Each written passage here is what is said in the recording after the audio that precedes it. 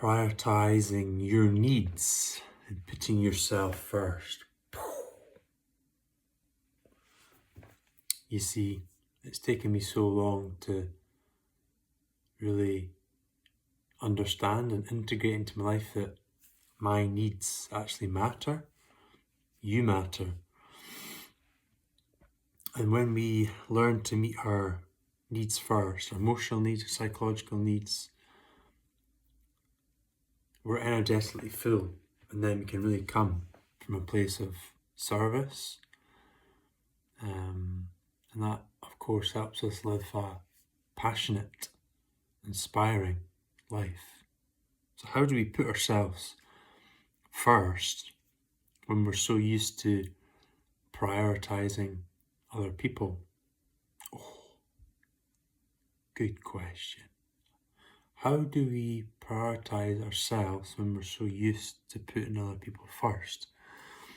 That could be the way we've been brought up and been behaving our whole lives. And there's a deep sadness and deep unhappiness. And I feel this, and I felt it in my mid-20s. There was part of me that was deeply unhappy and unsatisfied with my life. And that's because I would just put everyone before me. And I would go into an environment, say work, and I'd fit into that environment. And I didn't necessarily love that environment or respect fully the people there. And so I would try and fit in. And that shows up on all areas of your life, specifically relationships.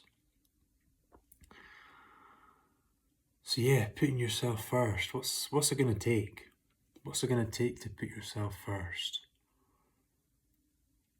Is it going to take a near-death experience, or is it going to take another relationship breakup, or is it going to take you moving away, or some sort of catastrophic event? Hopefully it doesn't lead that far, and hopefully these messages are resonating with you. And so, following our intuition, you see God, however you see God, and however you feel God, is always guiding you, guiding us.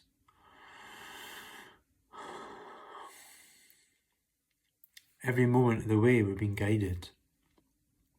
But there's so much distraction. And there's so much fear. See, us humans are just used to going about our day surviving. And we're in our mind, survival mode, thinking of the next day, the next day, the next day. We're not fully present to the now and tapped into our otherworldly senses, which we can all easily tap into. It's here for us. And things like radiation and Wi-Fi and Bluetooth, they kind of dim that. And also, what we eat, what we consume, and that includes digitally as well. Like, what information are we taking in? So everything that we're taking in keeps us in our survival mode, in our small way of being. Yeah. And so, yeah, I really feel like you're here for a reason. And I'm sharing this message for a reason. Like, we're being brought up like a fish inside of a fish tank, like a goldfish inside of a fish tank.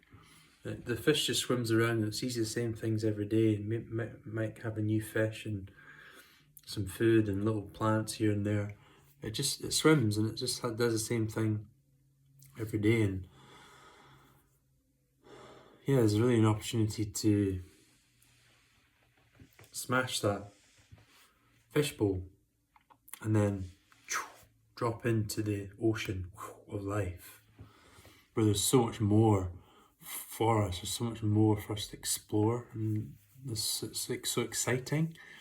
Can be scary as well. Like there's like fears, obviously, like, you know, the fear of failure, fear of success, fear of judgment, just to name a few.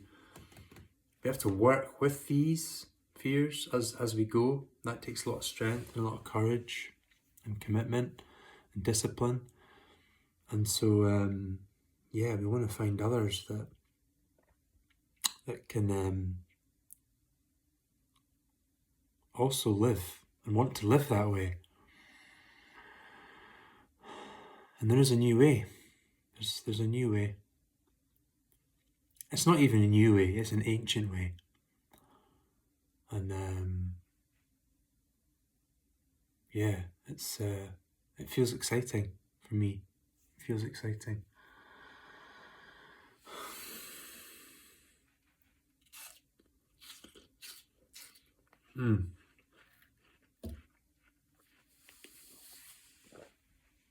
So here's to living a vision that excites you and also scares you.